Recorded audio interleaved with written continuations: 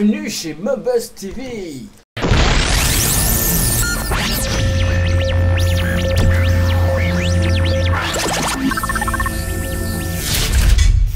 Flickr contiendra bientôt de la vidéo. En effet, les rumeurs disant que l'on pourra bientôt uploader des images en mouvement sur la plateforme deviennent de plus en plus persistantes.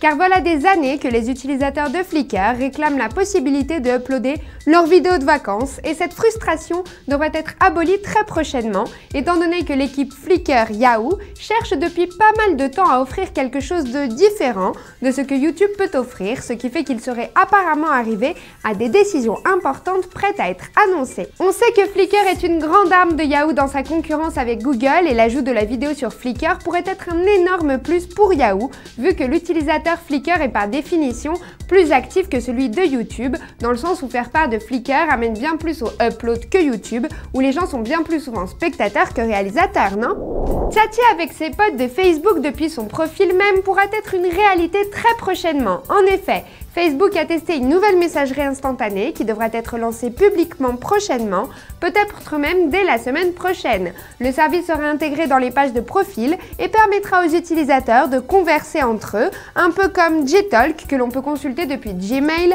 mais pas tout à fait en fait. Car la messagerie de Facebook ne sera pas construite sur une plateforme ouverte, comme par exemple Jabber, compatible avec Trillian sous Windows ou Adium sous Mac. Donc en gros, le service de Facebook ne sera utilisable que sur Facebook, à moins que celui-ci ne publie une API ou que des hackers prennent les choses en main, le temps le dira.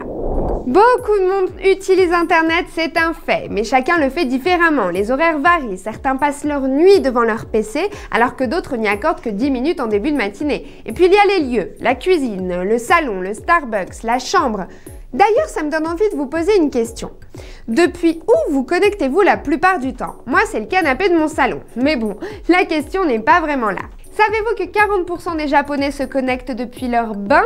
Si, c'est vrai. Selon une vaste étude effectuée en décembre dernier par Sega, et dont les résultats ont été publiés hier, plus de 40% des Japonais disent avoir déjà utilisé leur téléphone portable dans leur baignoire pour téléphoner, écrire des mails, écouter de la musique ou encore jouer, ce qui affirme le fait qu'ils sont complètement accros à leur ordi. Et c'est pas tout, car 41,2% des 16 250 personnes de tout âge interrogées indiquent avoir utilisé au moins une fois leur mobile en prenant un bain. Vous en dites quoi? Ça surprend un peu quand même, parce que je sais pas, mais c'est pas pratique en plus, avec l'eau et tout. Moi, à la limite, pour écouter de la musique par exemple, je peux comprendre, vu que je l'ai déjà fait, et plus d'une fois. Mais bon, l'un des plaisirs d'un bon bain, c'est de se déconnecter du monde extérieur et du stress justement, non? Voici les images d'une des nombreuses vidéos qui ont causé la fermeture de YouTube en Chine dimanche dernier. En effet, la plateforme d'échange vidéo a connu d'importants problèmes d'accès après la diffusion d'images montrant de violentes manifestations et la capitale du Tibet en état de siège avec une présence militaire et policière importante. Censure donc, étant donné que les seules images diffusées largement depuis 2 jours par la télévision chinoise ne montraient que des Tibétains de Lhasa attaquant des boutiques tenues par des Chinois brûlant des voitures de police. La télé s'est donc bien gardée de ne montrer aucun plan de l'armée, pourtant déployé en force, selon de nombreux témoignages. À titre d'info, sachons que le Tibet est quand même fermé aux journalistes étrangers, sauf permis spécial. Pas étonnant donc que l'on veuille fermer les barrières aux vidéos amateurs. Moi je dis, étant donné que les Jeux de Pékin sont déjà tout prêts, ce type de conflits relatifs à la liberté d'expression feront pas mal parler d'eux, alors soyez prêts. Et puis espérons que l'attention internationale aidera un peu à l'amélioration des droits civils de la population chinoise. Et puisqu'on parle de messagerie, ICQ vous connaissez? Oui, je parle bien de la première application de messagerie employée universellement il y a des années et plutôt mal en point dernièrement.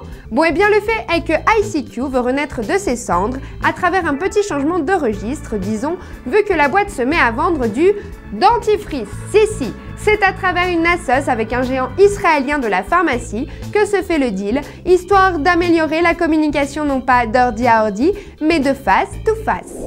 Les 6 degrés de séparation, vous connaissez? Mais si, c'est cette théorie évoquant la possibilité que toute personne sur le globe soit reliée à n'importe quel autre au travers d'une chaîne de relations individuelles comprenant au plus 5 maillons. Bref, le fait est qu'une récente étude de Microsoft Research a traqué l'usage de Live Messenger pour juin 2006 pour découvrir que sur 4,5 TB de données récoltées sur les interactions entre les utilisateurs, Les résultats illustraient presque parfaitement la théorie de Karim-Fee, étant donné que 6,6 niveaux séparaient les utilisateurs de la messagerie instantanée. Dingue, non? Bon, moi je vous laisse, histoire de prendre le temps de voir quels sont les 6 degrés qui me séparent de Brad Pitt. On sait jamais. Gros bisous et à demain sur MoBuzzTV. Ciao!